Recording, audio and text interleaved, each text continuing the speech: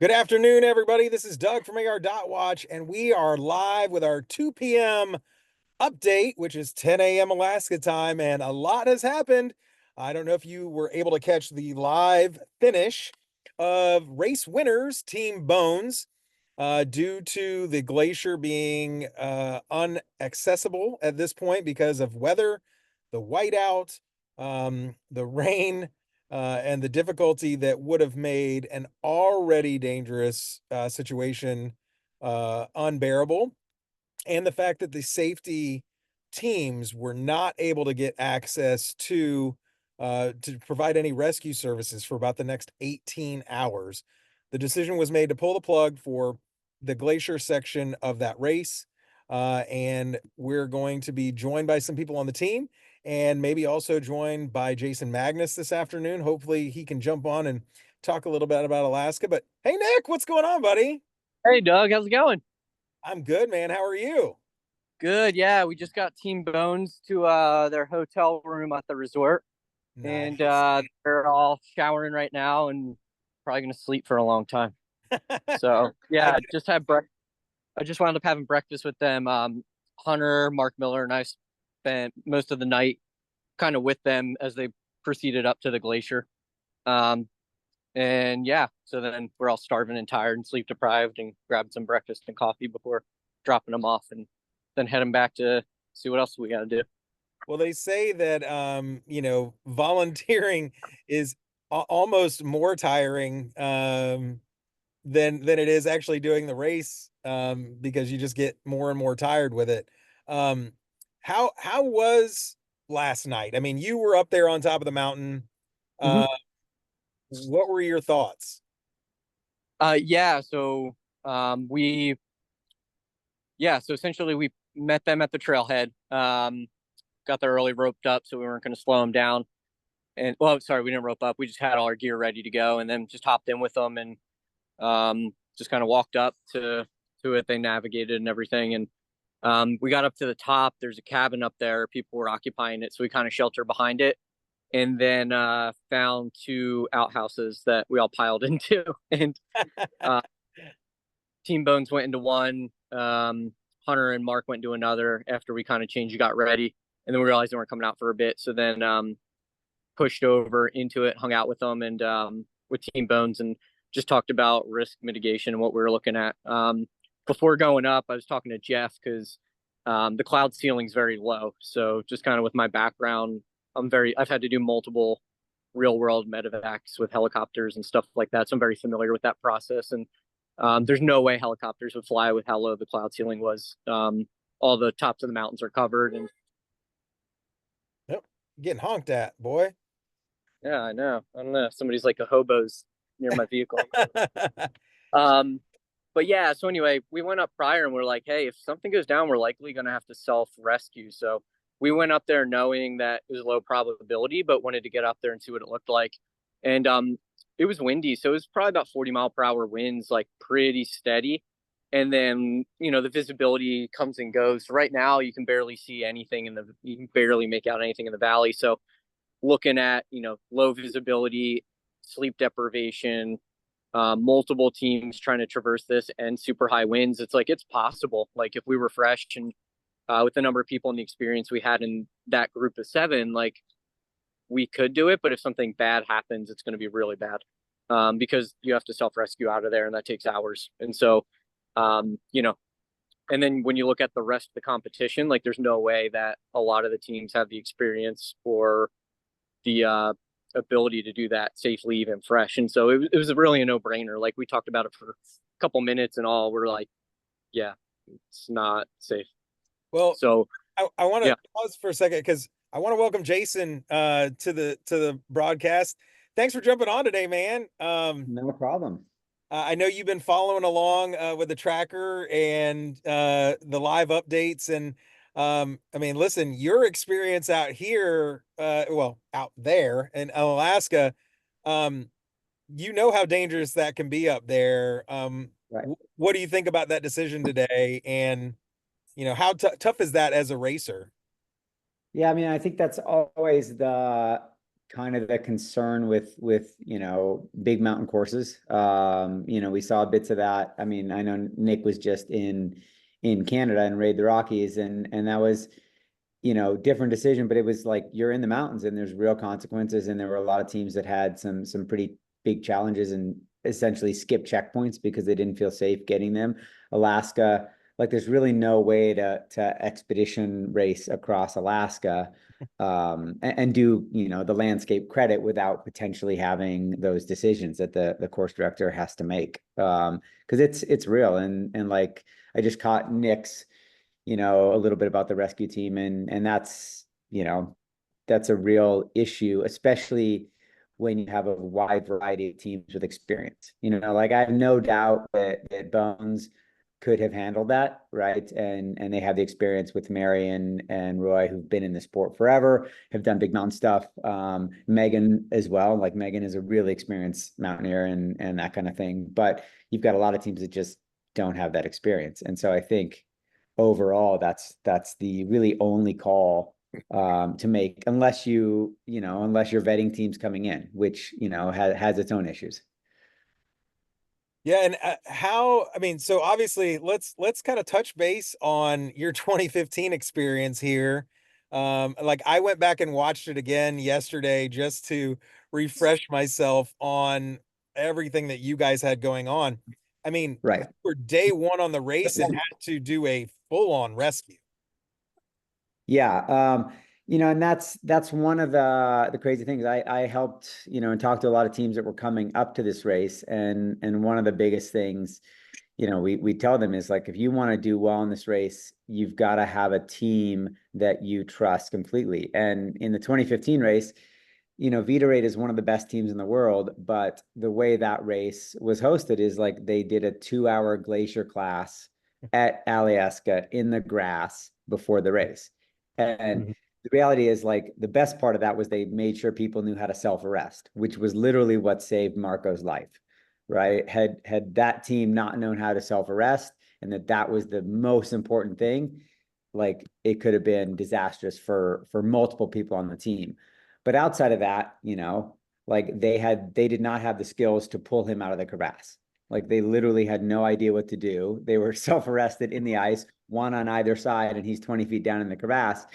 And they just, they had the wherewithal to blow the whistle and like hit the rescue button. But, like Nick was saying, outside of our team being close by hearing the whistle, we were actually ahead of them. We turned around and came back and then, had them out within 15 minutes. But again, that's just because we've been mountaineering for 15 years, done a Mhm. lot of glacier rescues in Alaska, been a part of that training, been a part of actual rescues. So it was a little bit lucky, realistically. And I think, I think you guys had a much better safety plan with Nick and these people out there ready to respond on the ground. Because the other thing is having, I grew up in Alaska and helicopter rescues in glaciers don't really work. Like it's usually body retrieval. Does that make sense? It's like Yeah. if there aren't people on the ground that can get somebody out of a crevasse, like the chances of survival by getting a helicopter up there is usually not very successful. So, I think that you guys made a great call. And even like if you watch the movie, there was the glacier rescue, and then there was my idiocy of glissading down that snow chute with my team and breaking through. And that was again just a lapse of judgment and that interesting debate of racing versus expeditioning, right? And that is not something that I want to like steer away from. That's part of the sport, but we have to recognize that like Nick was saying about sleep deprivation, that makes all these things more dangerous. And the benefit we had last time in Alaska was it was early in the race. So we were able to effectively rescue. Marco's team was to stop his thing. We were able to get them to safety. But that comes on day 5. That's a different issue. Yeah. That's a So whole lot different energy, output to try to get him out of there. And then for him to right. hike a mile to where he could be rescued and all of those things. And it's I think interesting kind of knowing the race design. It's a very similar course to last time, but except backwards, which gives the benefit of spreading the teams out more for the glacier. So I'm sure, Nick or whoever's on the rescue team, is able to watch it more closely than the first time when all of a sudden you've got Everybody's on the glacier. Yeah. 15 teams on the glacier trying to run it because it's early in the race. And so then rescues are a bit more problematic if they do happen. And so there's some give or take with that planning, and I really think the plan for this one, doing that at the end, was a good call. I'm not sure. Have they made the decision to potentially open the glacier to later teams, or did they just cancel it for everybody? It's canceled for everybody. The weather forecast just doesn't show it being any good. And then after we made the call, we search and rescue contacted us and let us know that they're grounding everything for at least 18 hours. Right. And so, yeah, it was yeah, because at this point the top teams have already descended down, and so now the other teams are yeah, it's just not smart. It's also been warm earlier in the week, so it's been warm Right. and a lot of rain. So the crevasses are open, and the features have changed a little bit because it's not snowing up there or anything. Yeah. And it is really just interesting. Like the last time I did a big glacier was also in Patagonia, and that's a little bit differently just because it was all open, right? Like, it was summertime, deep summer in Patagonia, and that was a scary traverse on its own, but there was never the question of like, am I going to fall in a crevasse? Because you're going to see them anyway, right? Yeah, yeah, and it was more just like, how do we get through these crevasses? How do we cross these big glacier creeks? How do we jump over things? Where do we feel comfortable climbing and not like falling and slipping with our crampons and down into a crevasse? But in Alaska, especially this time of year, there are a lot of crevasses that are hidden under the snow. Mhm. A lot of the bridges are open. You've been up there and done the course, Nick? No, I haven't been up there in that area and done it. Hunter's done it a few times. Right. So the plan was that the three of us on the rescue team were going to go with the lead team because there's gonna be plenty of space and go Yeah. around the whole course, and then that way we could vet it with them, assuming conditions were good, Right. and have multiple of us to turn around and make that decision and pick the other teams up on the way if we need to, Yeah. because they were so spread out that the teams wouldn't get up there in Yeah. that time. And Yeah. then the way we did the actual coordination for it was we don't have cell signal up there. So we have the Garmin InReaches, which have our location as support. And what I did was create a grid reference essentially. So every grid square had like an Mhm. A, B, C, D, E. And then inside each grid square, we made it into 4 quadrants. And it was always 1, 2, 3, 4 in that order. So Right. all the RD has to do is he hears, it gets a message or SOS or anything. All he has to do is send us that message of like H2, and we know where we got to go. Yeah. And so we may not know what we're getting into, but at least we're up there and we're going to get there probably Yeah. before anybody else. Yeah. So that was kind of the communication and the planning. And then on the class side, so we did self arrest stations and tie in. And then I Mhm. was running rope systems with 2-to-1s, 3-to-1s, and even just kind of 4-wheel drive pulling people out.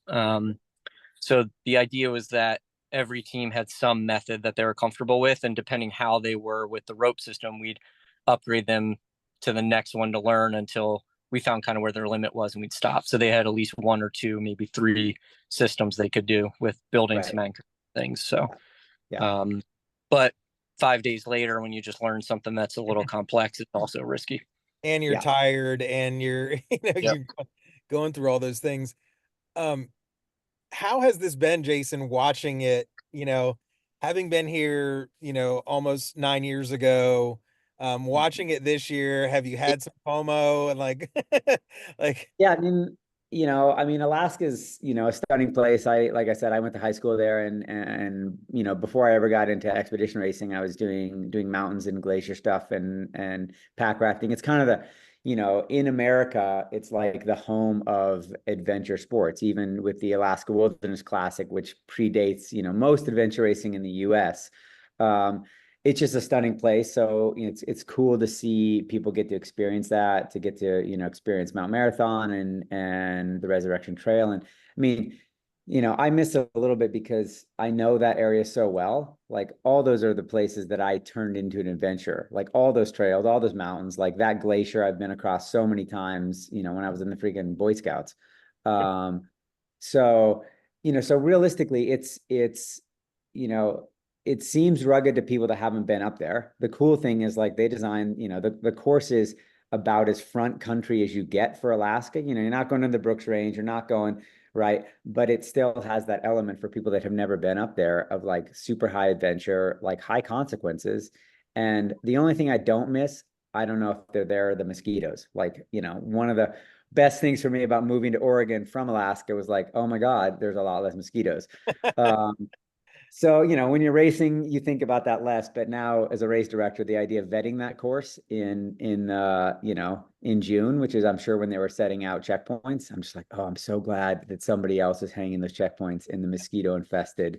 Uh, but so that's yeah, there's a lot of FOMO. I mean, but it's also fun to watch. I'm glad I was there the first time. I'm glad I get to go back to Alaska, and do things whenever I want. And I'm just really glad that it's a opportunity for people to really get to explore in a race setting. Well, and the movie showed a little brief discussion about your fall through the Right. glacier.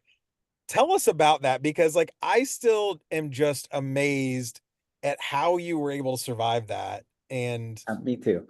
Um, we used to call it when I grew up there, we used to do that for fun. We'd call it snow shooting. Like you go out in the kind of midsummer and you see the snow that's still left, and it tends to be in these like steep gullies, right? That during the summer are like mostly creeks, or like steep kind of waterfall like creeks, but there's still snow over that, and they're at this amazing angle that we would go up there and like hike up mountains and glissade down these things, like 2,000 feet, right? When you're 15, 16, 17, you're not really thinking anything of it. And we tended to do it a little bit earlier because then it's more compact snow, you can go faster. And then so that's a really common way for mountaineers to travel, especially when you're going up these big craggy ridge lines, and it just lets you come down fast. But in that race, it was a little later season, and we saw the snow was softer, and we saw some kind of holes in this steep chute that we were going down.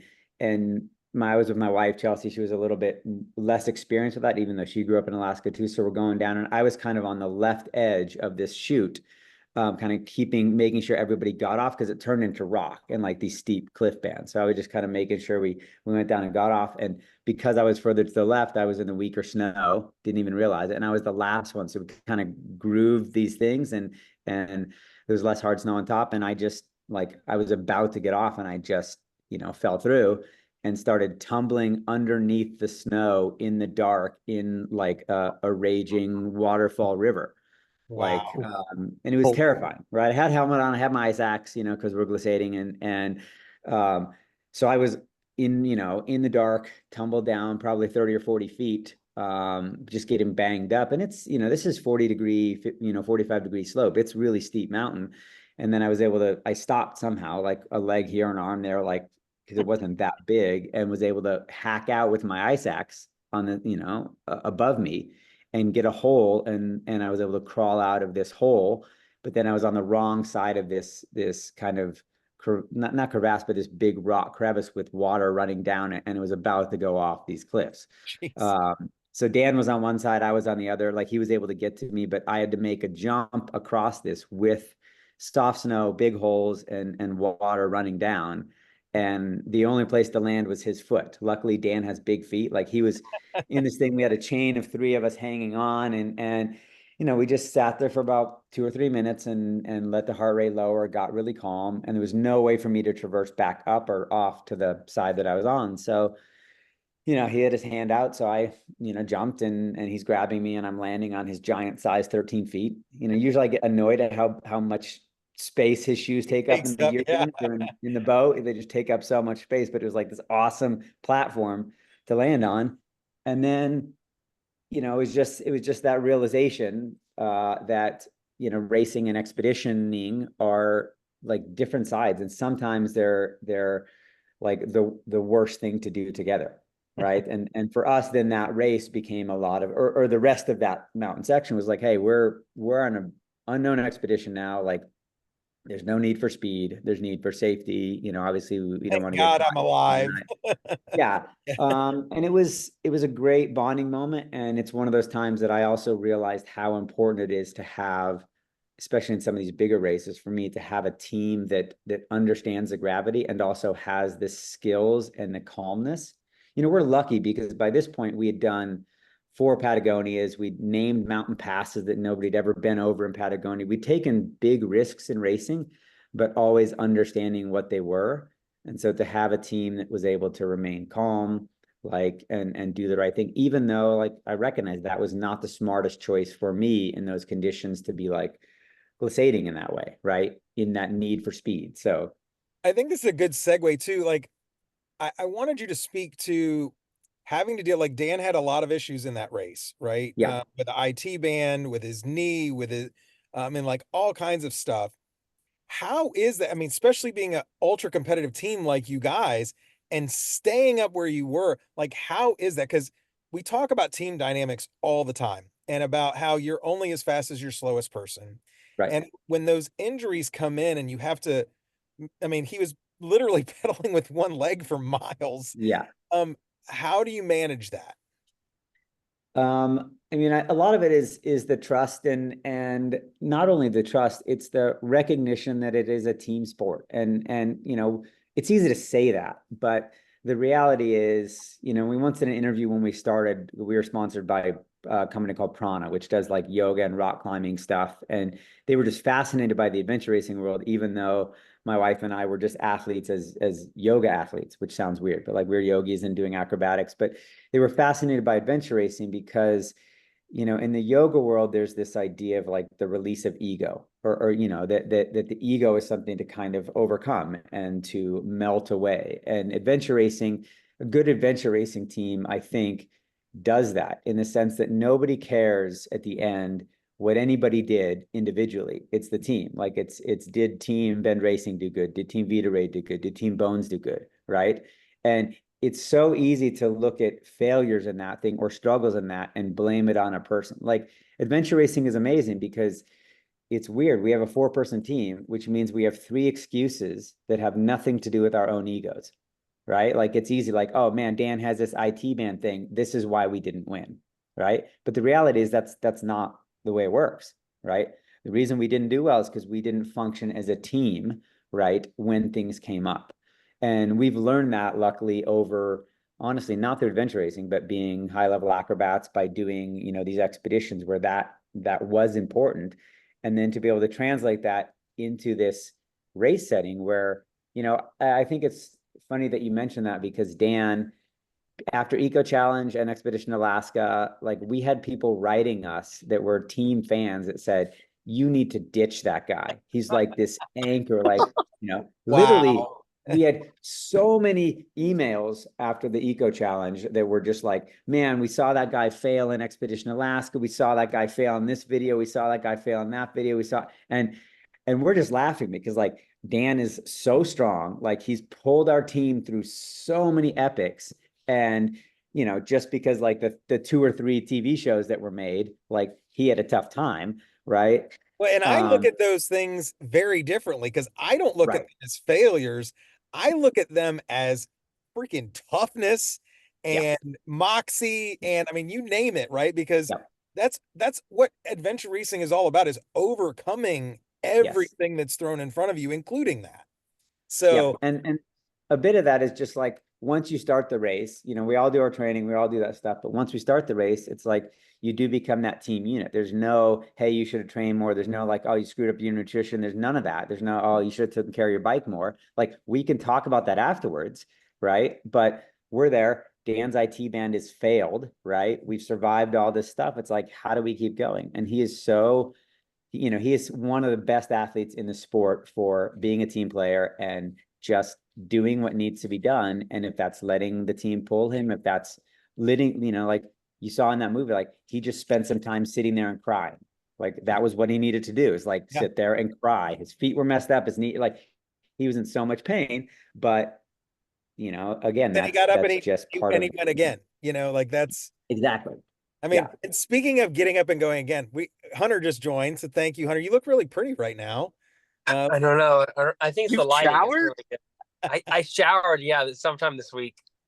We got to cover Hunter's trek across Florida, and every day he had to get up with those same pains Yeah. that Dan was, dealing with, and get up and just say, I'm not gonna let that stop me. And this race has been a lot of that for a lot of teams, right? It has been overcoming obstacles and tiredness and pain and lack of sleep and all of those things.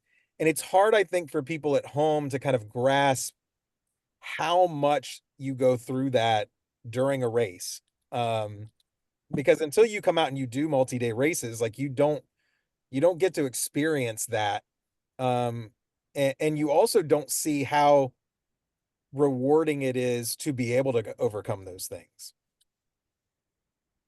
And I mean, Alaska, and there's a number of, like, if you do this enough, you also realize that there's different types of expedition racing, right? Um, the reality is there's a big difference between Expedition Alaska and Adventure Race Croatia, or even the Expedition Ozark, right? Which it's more about, like Ozark, for example, which I just did, is more about competitiveness. It's more about, speed. It really favors those elite, fast, super fit teams, right? It's not that Alaska doesn't, but Alaska, is more about the expedition side of things. Like it's overcoming a lot, it's dealing with a lot of gear, it's dealing with a lot of logistics. And speed is important, but it's more about that consistency, making good choices, staying with your team. And it's cool that both of those exist. And we know going into races, like we look at things about like how we're going to build the team, what our goals are going to be versus, if we're in Patagonia, we're racing a very different style of race than when we're in Arkansas, you know. Yeah. And Alaska is one of those where you've got to be prepared to like be really uncomfortable, and not just physically uncomfortable. But you're in the mountains, like you're in big glacier fed rivers. You're in some really, really big terrain. Yeah. We probably only have about 15 minutes before Warrior comes to the finish line in second place. It looks like they are probably down at the long stretch of road, right, that leads up to Alyeska, according to the tracker. Yeah, probably 5 minutes, I would say. Okay. You were up there on the top. We talked to Nick a little bit. When you were coming down and you guys came across Warrior, what were their thoughts, kind of going into this? Yeah, I think they were just surprised to see us all walking down. They're like, and then we all made a joke. We're like, yeah, we just did the glacier in like FKT time. Like we knocked that out really quick. They were really confused. But then once we're like, yeah, the weather's too bad, we had to pull it. Um, Anna came up to me and gave me the longest hug ever. I think she was like a little sigh of relief that like maybe she was nervous about it, or she was like, okay, yeah, I don't have to worry about that anymore. And I think it was a good call. So they were all on board with it. It kind of like maybe burst a bubble a little that they didn't have enough time to catch up on the race. Maybe Yeah. they were banking on that glacier to catch up, but I think they were happy, and they understood the decision once they got up there and realized, oh yeah, these conditions are not safe. Well, and it's funny, Yeah. and I think it's great that Jason's on here too, because like all of these people watched that, right? And they watched that season and they saw the epicness and the danger that goes into that. So even the most confident person going into that section had to have in the back of their mind, like, holy shit, something really bad could happen. Mhm. So there is probably that sense of relief. uh, Tanya.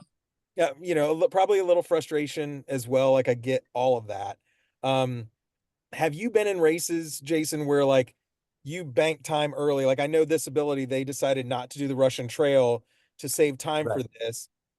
How does that play into your mental well-being when something like this happens? Yeah, I mean, it's tough. And, as a race director, and I don't know how we do this, but as a race director, one of the things that I'm trying to work towards in the sport is if there's races like Alaska, right? Or Patagonia, or some of the ones that we do, it's like, how do we create something where in a situation like this, it would be possible to like change something or make the course optional. Like I'm always interested in letting the teams that have the skill, right? And understand the risks, do the things and come out ahead of the teams. Like it is that safety wing thing, right? Because like how does this play out if you leave that up there? And not saying that that's the right decision, right? Because we have this balance of safety versus risk. But there are certainly teams that could navigate that in a whiteout. I've navigated like you go slow, like you probe things, like there's ways to do it because expeditions do it all the time, right? And so then you have teams like Ranger Up or that have all these experience in the mountains, right? Or I don't know where Warrior is with that. I know that they probably wouldn't have done it because I talked to them early and they were terrified of Alaska because of the mountains. But then you have Bones. So, how do you create these things where these most technical features are optional, but are still left open, right? Or some way so that it does become less of a race of speed and maybe getting lucky because not that Bones would have got caught, but it does, it's always interesting. And we see this again and again in world championship, World Series, whatever races. It happened in Africa, right? When they closed that canyon, then all of a sudden you've got teams that are banking on this big rope technical, foot travel section and it's gone. So yeah, I mean, it's got to have been a little tough if you're being competitive. We saw that happen in Faroe Islands when there was a huge trek. We had banked sleep early, just like this ability did, and then all of a sudden, it's like, oh no, the course is now 12 hours shorter. But that's part of the sport. So like, you Didn't know, East Wind kind of get caught in the no man's land in that section when they cut that out, where they had already decided to do it or went that way no, anyway? no, in Faro, Eastwind just got completely lost and got rescued by my favorite medic ever. No offense, Nick, but Brad Brumber, right? Like the Canadian guy that just like shows up randomly and says, "Hey guys, I'm here to rescue you." And Eastwind actually said, "We don't need a rescue. We know where we are." And Brad said, "You actually don't know where I you don't are. think you do. Yeah. Here's my GPS. You are nowhere close to where you think you are." And then the woman on the team, like, again, gave him that big hug that Hunter got and was like, "Oh, thank God. Tell us where to go." And he's like, "Yeah, you follow me." Right. Um, but yeah, it's like that's the That's tricky thing. adventure racing though, right? I mean, Yeah. like, Yeah, and the mountains are nuts, and that's always going to be, I think, I'm really excited that there are races like Alaska, that push that edge, even if it doesn't always turn out, right? Like even if you got to cancel sections, like to have that vision, it's scary for a lot of race directors to do. And Dave Adler, like you can credit him or think it was too dangerous in 2015, but like that's a race that the people that were at like I've done 80 expeditions now and I'm never forgetting Alaska. I couldn't even name 40 of the ones that I've done. They're just like slogging through the wilderness and suffering, I'm sure Hunter can't remember half the days on his FKT, right? He's just like, "Oh yeah, I was just on my feet and there was some swamp and whatever," right? but the ones Uh, that were really hard, he remembers. oh yeah, yeah, those moments where there's a little bit of danger, a little bit of risk, and a lot of perseverance, those unique things, are kind of the crown jewels of the sport. So, And I think we've seen a lot of perseverance in every team out here. I mean, Jeff brought up a really great point earlier. Nobody has dropped. mhm. We've had people that were assisted, but nobody has dropped. And every time that we have seen them, they have been in great spirits. We've talked to the people like on scene, like Hunter and Nick and Sonia, who said everybody's just like, wow, that was awesome. That was really hard, but it was awesome. And Mhm, it just goes to, I mean, obviously this is a smaller race than some, but it's mhm, the first time back. And I'm hoping that people that are watching this are like, hey, when this is back in 2026, we're going. I mean, Jason, I hope you guys put together a team and get out there for the next iteration of this because I mean that's your home turf. And somebody's got to knock off Mary Chandler at some point, right? yeah, yeah, yeah. Wait, was she? Yeah, because she won it last time with Did Kyle and the AMK or whatever, Adventure Medical Kits. Yeah, Yep, she is uh, undefeated in Alaska in her two races. So, yeah, and I think I'm hoping that as more people watch this, they're going to be like, man, I am missing out. The pictures that Legendary Randy has been posting are just freaking epic. I mean, every one of them could be a postcard of adventure racing in Alaska. Yeah.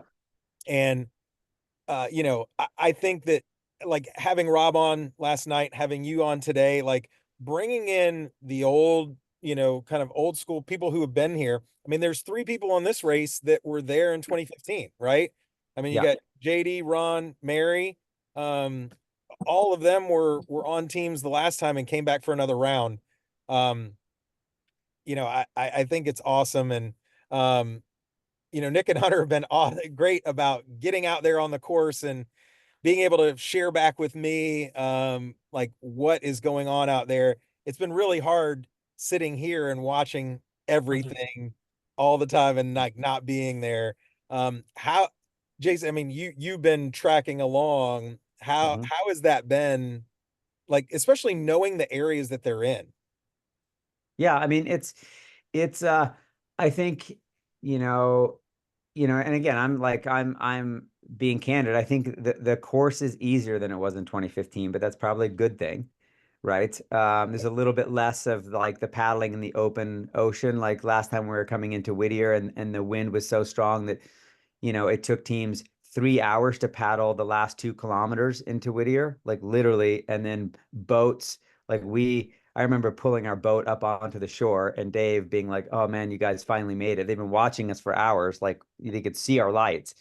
And then they tell us we can just hike up and they'll take care of our boats. And we start hiking up, and our boat literally gets picked up off the ground and blown out into the ocean, and it's gone. Like Dave loses, like, I mean, that, it was a money pit because the boats just blow out and they eventually get run over by a ferry and broken. It's like Yeah. a disaster on that sense. But so there's, Alaska is brutal, and so I think, with work, especially up there, like the idea would be to create an exciting but mostly weatherproof course, which obviously is a hard thing to do in Alaska, right? I mean, it's a freaking hard enough thing to do in Oregon or Faroe Islands or wherever. But I think that it's been really fun watching because I know the Portage, like there's been a lot of, it's kind of cool seeing the similarities to the last time's course, but like in the reverse direction or like doing it earlier or later.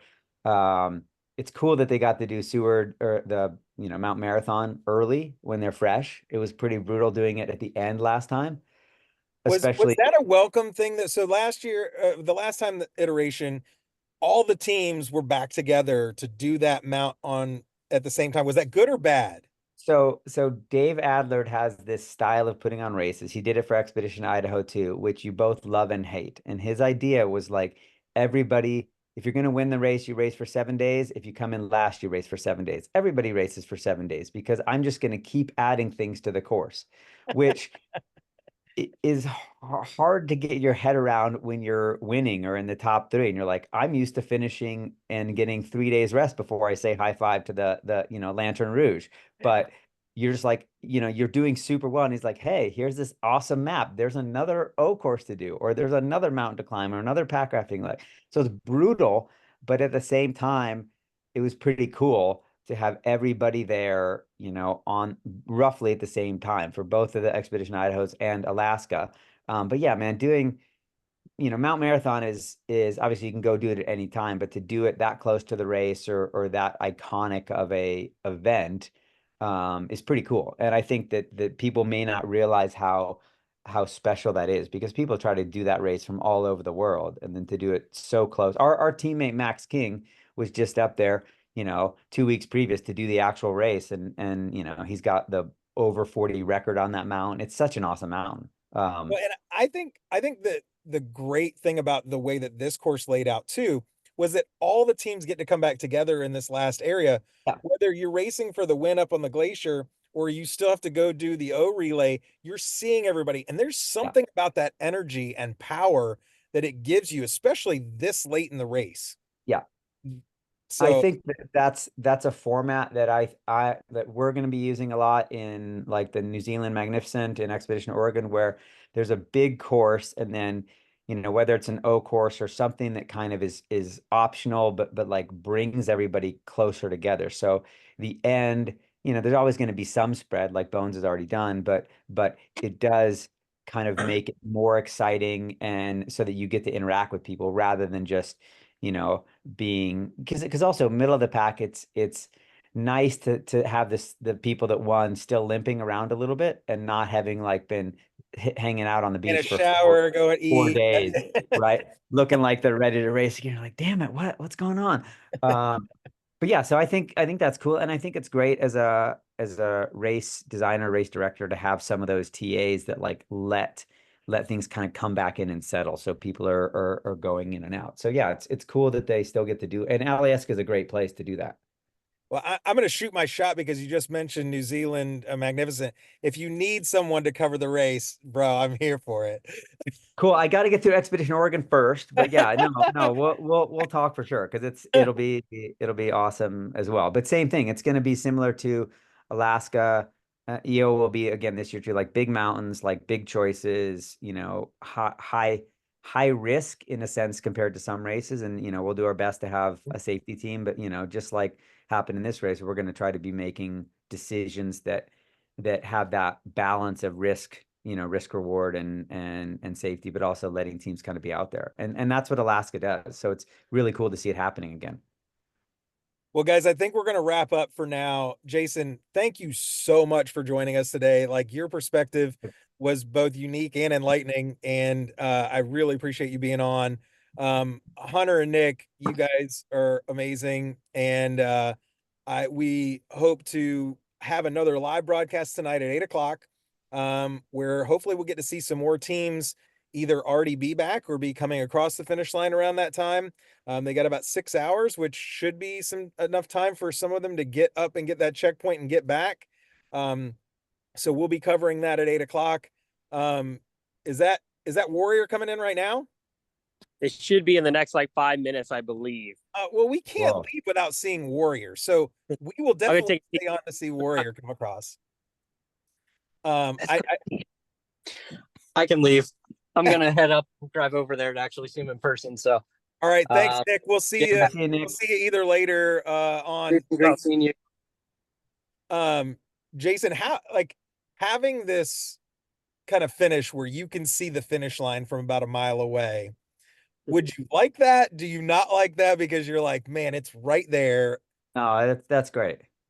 Because the worst thing is when you get finish line fever and you think it's close and it ends up being hours or whatever, some tricky nav or whatever like that. So no, I really like it personally when the last little bit is actually pretty easy and straightforward. Like, because it lets you kind of enjoy, and it gives the potential for these all out sprints, which or suck, but that's not going to happen with Warrior. But it is, I really like the hard stuff, and then there's nothing more frustrating to me as a racer to like get, and it's part of it, but to think you're done. And then all of a sudden, that's what happened in the World Championships of Africa, which also made it awesome for a dot watcher. It's like the last couple points were really hard. One was a little bit weirdly misplaced and all these things. And so like you had these teams that have been racing for so long and you can just tell they let their guard down. And all of a sudden they think they're going to be done in 45 minutes. And 3 hours later, they're still on the course. And you're like, oh, that sucks. Right. But everybody does it. Jason, I don't know if you had the same experience, but Eco Challenge we always said the last 10% of every leg was the worst. It was like, well, almost there. And then all of a sudden something happens, like with the Billy Billies. Like, oh yeah, they're there. Now we get to disassemble the whole Billy Billies. It takes 3 hours to carry them up the mud bank, right? Either disassembled or I mean, unless same thing. Were top two teams that just lifted it up and just put it on the shore. Yeah. And I think that's a cool part about expedition racing, is that very often that's what destroys teams, because they stop eating, they stop drinking, their teamwork kind of falls apart because they think they're there and then it's hard. But yeah, Eco Challenge was really, really good at doing that. And how you dealt with that was really fun. We were talking last night when Rob was on, and how I think we all need to like petition Mark Burnett to run it back and get it back on another Eco Challenge back on TV again, because it was so great for the sport and for people to learn about the races and see what's going on. I mean, they've had other watch parties where they go back and watch it again, but it would be cool to have another iteration. Yeah. I'm Yeah. here with Anna's mom on Team Warrior. Hi. They're coming in right now. Heck yeah. Boy, they Where have are they? Are they way they're out on there the on that right road? hand side, yeah. Um, Oh, I do not have that good of eyes, man. Can't zoom in, unfortunately. Yeah. your dad could zoom in on his phone. I'm just saying. Yeah. Well, he's younger than me. He knows technology more. Yeah, I mean, that's got to be a good feeling. I mean, they have pushed really hard. They've run a really strong race. I was saying that, you know, Bones probably had a pretty flawless race. If you look at, I mean, there were no bobbles in navigation. It looked like they were in and out of transitions very quickly. And, so any little thing could have changed the whole dynamic of this with Ward coming in as close as they have to this. I mean, Yeah, and they've been dealing with sickness the whole race. oh, Olaf's Warrior been has? sick yeah, since like Uh, the first boat, basically. So they've been really working well as a team to still hold on. So, like, for Bones, for all four of them to feel basically perfect the whole race. Yeah. So I think Warriors really happy with how they did. Yeah, I mean, it was only about 2.5 hours ago that Bones came across the finish line. So I think it was right around noon. So maybe 2:45. But to hold that, I mean, and they've held that for several, legs of this race, at that steady thing. And Bones, it looked like for a minute might get caught up there at the glacier because they were waiting. And Warrior was just pushing so hard. So awesome to Well, see them. and and one of the interesting things, which is kind of beyond the scope of this, is like, Warrior is basically Rib Mountain, right? Yep. And then, you've got Bones, and this is a whole nother podcast discussion, but like I kind of knew after the first day that it probably was going to stay that way because Bones is used to winning expeditions, especially in this race with the competition level. Like they were there to win it. Rib Mountain is not yet used to winning expedition races. Like mentally, that's a tough thing. Like, so they're used to coming in second in expedition races and winning other races. And so like Bones just went for it and they did Yeah. great. Here they are. Sweet. I Look at mean, those Heck guys. yeah. Congrats. Woohoo! Good job, guys. What's up, Doug? We got We are Jason. live following you to the finish line. So what's up, buddy? You guys did amazing. No, we didn't go out easy either. Came in limping. Hey, listen, you're finishing strong. That's what I see. Hey, tell that guy in yellow to put his jersey on so he looks better in the photos. Exactly. Come on, Hunter. Get him in his jersey, man. You guys got cool jerseys. Well, ladies and gentlemen, here your second place team. The only other team to clear the allowed course, and that's Team Warrior. Jesse, Anna, Tim, and Olaf. Way to finish, guys. And Jason, look, the way they're finishing is exactly what you're talking about, right? As a team, like together, that hug right there means more than anything else, right? Like Absolutely. Yep. being able to share that moment with your team that you have just poured everything out for. So super proud of them. Well, no glacier, but still an epic race, right? Yeah, It's awesome. Yeah. Yeah, very epic. Favorite parts? this. Oh man, that paddle next to that glacier. Yes. That was so cool. Water Resurrection Trail. Resurrection Trail. I like the end. Jason, thanks, buddy. Yeah, take care. Oh yeah. See you, Jason. Bombing down the second track. Yeah, that was incredible. Not resurrection. From Oh, Yeah, Iditarod Trail. We had some Boy Scouts. There's a troop of Boy Scouts coming up Resurrection Trail, and we were like, I ring my bell, get out of the way! Trying to get some real life like combat training. Congratulations. Great race. Well done, guys. Awesome. Yep. So we've got some food and Ben's are obviously gonna be here somewhere. Bags and take us off. Hey. All right, there you have it, everybody. Hunter, thank you so much for capturing that. Of course. Really awesome to be able to see Warrior come in after just an epic race. So we've captured the first two teams in our live broadcast. Let's see what we get tonight at 8 o'clock. Continue to follow at ar.watch and at Warrior Racing. We will see you all tonight at 8 p.m. Thank you guys for tuning in today, and we hope you got a lot out of this. I know I did. We'll see you guys tonight.